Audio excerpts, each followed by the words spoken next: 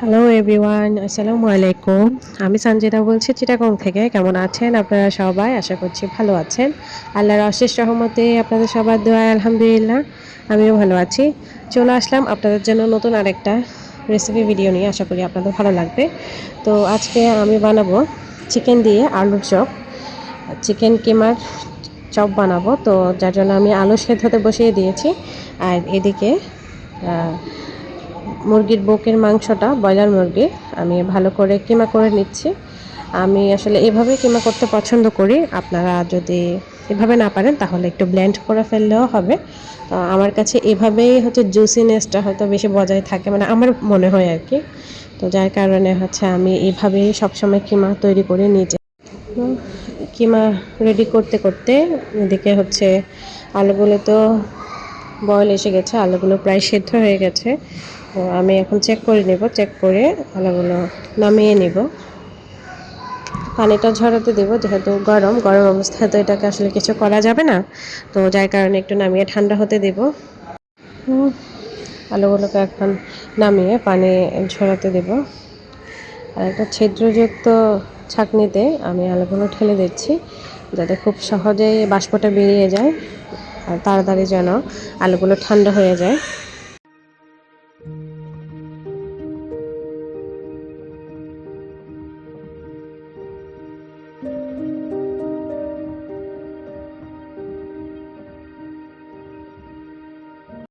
এর মধ্যে আমার কিমাটাও হয়ে এসেছে। আমি এটা একটা বাটিতে তুলে নিব। আমি আমার আলুর পরিমাণ অনুযায়ী হচ্ছে চিকেন নিয়ে নিয়েছি। আপনারা আপনাদের প্রয়োজন অনুযায়ী চিকেন নিয়ে নেবেন। আসলে মানে আমি আসলে পারফেক্ট মেজারমেন্ট ঠিক করতে পারি না, যেহেতু পাকা রাঁধুনি না। মোটামুটি আসলে পারি আর কি, চেষ্টা করি যে যাতে পারফেক্ট হয়। আমি একটু বেশি করেই নিয়ে নিয়েছি, যাতে আলুর সাথে চিকেনটা কম না পড়ে। বেশি হলে সমস্যা নেই, এটা অন্য কোনো কিছুতে ইউজ করা যাবে। চিকেন তো আর ফেলে দেওয়ার জিনিস না, এটা আমি অন্য কোথাও ইউজ করে নিতে পারবো। এই তো আমার এখন হয়ে গেছে, আমি বাটিতে তুলে নিলাম।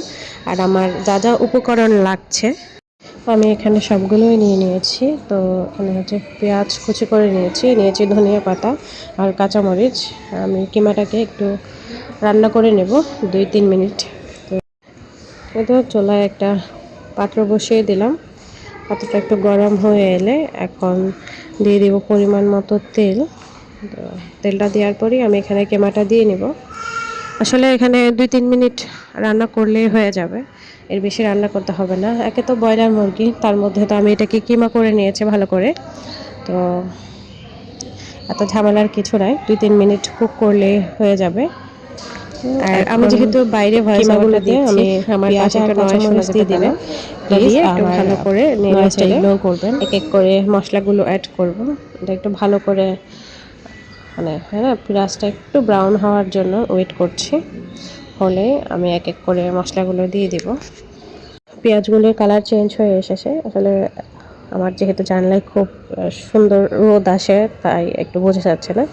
আমি এখানে পরিমাণ মতো মরিচ, হলুদ আর একটা ম্যাগি মশলা দিয়ে দিলাম। আর পরিমাণ মতো একটু নুন দিয়ে দিব, জাস্ট এতটুকুই। এর বাইরে এখানে কোনো মশলা অ্যাড করতে হবে না। এরপর আমি এটাকে ভালো করে নেড়ে চেড়ে একটু মশলার গন্ধটা দেওয়া পর্যন্ত ওয়েট করে তারপরে নামিয়ে নেব। এর মধ্যে এটা ভালো করে হয়েও গিয়েছে। আমি আরেকটু নেড়ে চেড়ে এখন হচ্ছে প্লেটে উঠিয়ে নেব, কারণ আমার এটা হয়ে গেছে। জাস্ট 2 থেকে 3 মিনিট আমি এটা রান্না করেছি, এর বেশি সময় আসলে প্রয়োজন হয়নি। তো এখন হচ্ছে আলুগুলো ভালো করে ম্যাশ করে নেব। আলুগুলো ঠান্ডা হয়ে গেছে এর মধ্যেই, যেহেতু আমি এটা আগেই নামিয়ে রেখেছিলাম। আর আলুগুলো হচ্ছে আমি দেশি আলু ইউজ করেছি, আর কারণ আমার মনে হয় যে দেশি আলু দিয়ে আসলে ভালো লাগে। আর এগুলো আমি ভালো করে খোসা ছাড়িয়েই হচ্ছে সেদ্ধ করতে বসিয়েছিলাম। আমি হাতেই ম্যাশ করে নিচ্ছি, আপনারা পটেটো ম্যাশার দিয়েও ম্যাশ করে নিতে পারেন বা কোনো গ্লাস বা বাটি দিয়েও ম্যাশ করতে পারেন। বাট আমার মনে হয় যে আমি এভাবেই খুব বেশি কমফোর্টেবল ফিল করি। তো তাই আমি হাতেই ভালো করে আলুটাকে মাখিয়ে নিচ্ছি।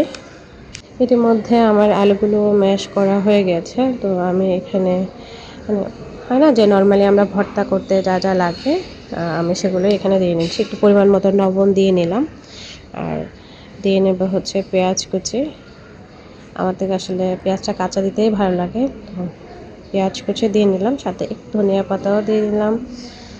আর ওটা দিয়ে হচ্ছে একটু শুকনা মরিচ দিয়ে ভালো করে হচ্ছে আমি এটাকে মিক্স করে নেব।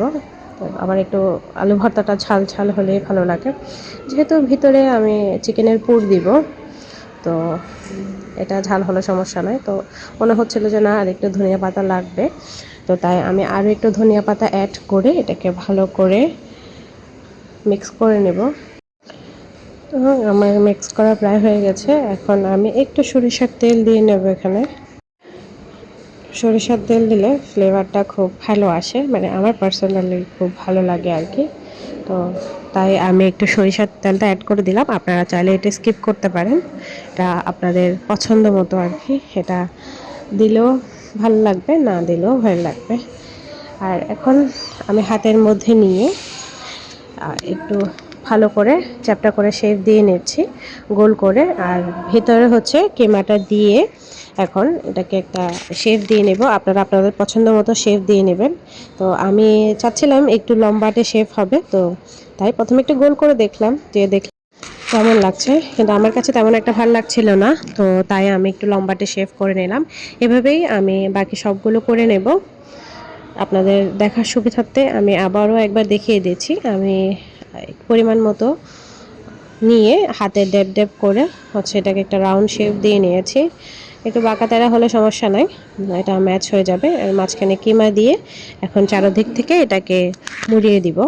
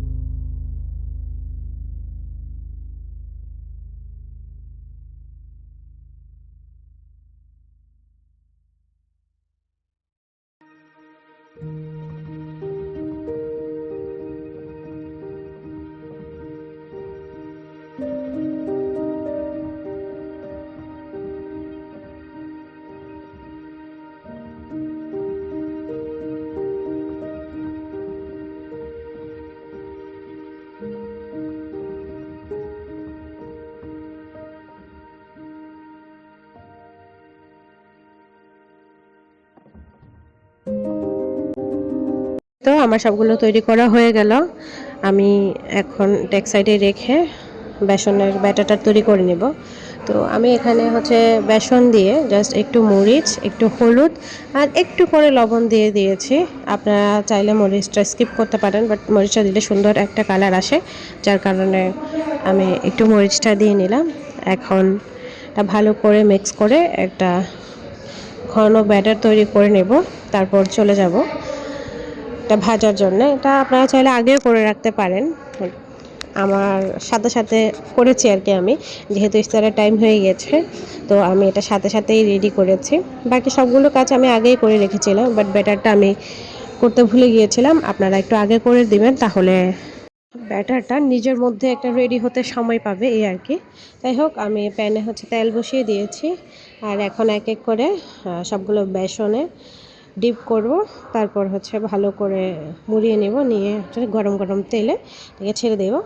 আসলে এটা সব কিছু কুক করাই আছে, এটা বেশি লাল করে ভাজার কোনো প্রয়োজন নয়। আপনারা আপনাদের পছন্দ মতো কালার নিয়ে নিতে পারেন। আমি চুলাটা মিডিয়াম টু লো হিটে রেখে তেলটাকে গরম করে এখন আস্তে আস্তে করে ছেড়ে দিচ্ছি। যেহেতু আমি এখন চুলায় এটা দিচ্ছি, তার কারণে মিডিয়াম টু লো হিটে রেখেছি। যখন এটা সবগুলো আমার দেয়া হয়ে যাবে, তখন আমি হাই হিট করে দেব। কারণ যে কোনো তেলের নাস্তা যখন আমরা হাই হিটে ভেজে করি, তখন তেলটা মানে খুব কম চুষে আর কি। তো আমার পার্সোনালি এটা ভালো লাগে। যে কোনো ভাজা পোড়াই প্রথমে মিডিয়াম টু লো হিটে রেখে ভালো করে সেদ্ধ করে নেবে ভেতরটা। তারপরে একটু হাই হিট করে ফ্রাই করে লালচে করে নামিয়ে নেব, তাহলে তেলটা কম চষে। যাই হোক, দেখতে দেখতে ভিডিও শেষ পর্যায়ে চলে এলাম। আমার আজকের এই রেসিপিটা আপনাদের কাছে কেমন লাগলো অবশ্যই একটা কমেন্ট করে জানাতে পারেন। আমার চ্যানেলে নতুন হয়ে থাকলে আমার চ্যানেলটা সাবস্ক্রাইব করে আমার পাশেই থেকে যাবেন, আর অল অপশন বাটনটা অবশ্যই ক্লিক করে রাখবেন, যাতে আমি নতুন নতুন ভিডিও দিলে আপনাদের কাছে নোটিফিকেশান পৌঁছে যায়, আপনারা আপনাদের সময় সুযোগ মতো আমার ভিডিওটি দেখে নিতে পারেন। আজকের মতো বিদায় নিচ্ছি, সবাই ভালো থাকবেন। আর এটা দেখতে যেমন হয়েছে, খেতে তার চেয়ে অনেক বেশি মজা হয়েছে। আজকের মতো এখান থেকে বিদায় নিচ্ছি, দেখা হবে নেক্সট কোনো ভিডিও নিয়ে। ততক্ষণের জন্য ভালো থাকবেন সবাই। আল্লাহ হাফেজ, আসসালামু আলাইকুম।